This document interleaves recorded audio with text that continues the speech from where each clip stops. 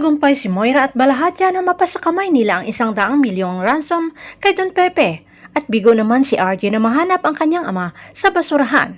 Pati si Annalyn ay tumulong na rin sa tatay RJ na magkalkal ng basura sa basurahan pero hindi nila mahanap si Don Pepe. Samantala bigo si Lynette na makahingi ng tulong sa security guard sa loob ng bangko nang biglang pumasok ang isang kasama ni Dax na nagtanggal na ng kanyang maskara para hindi kahina-hinala at nagkunwaring mag-open ng account ito. At isang tingin niya lang kay Lynette ay naging sunod-sunuran na naman si Lynette at lumabas ng bangko.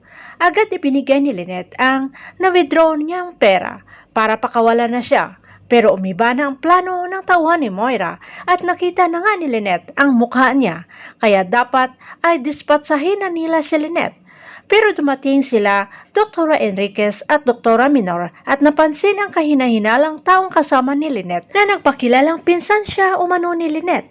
Lalo pang nabuking ang lalaki nang sinabi ni Lynette na kumuha siya ng pera sa bangko at may sakit ang tatay niya na binabantayan ng kanyang pinsan. Hindi na nagdalawang isip si Dr. Enriquez at hinampas ng kanyang bag ang lalaking kasama ni Lynette na alam ni Dr. Enriquez na matagal nang patay ang tatay ni Lynette. At kumari pa sila ng takbo para makakubli sa dalawang humahabol sa kanila. Tama namang dumaan ang isang security guard ng bangko at humingi sila ng tulong pero binaril agad ito ng isa sa mga magnanakaw. Habang sila Dr. Enriquez at Dr. Minor ay nakatakas at naiwan si Lynette na ang tanging armas ay ang ballpen na patagong kinuha niya sa bangko.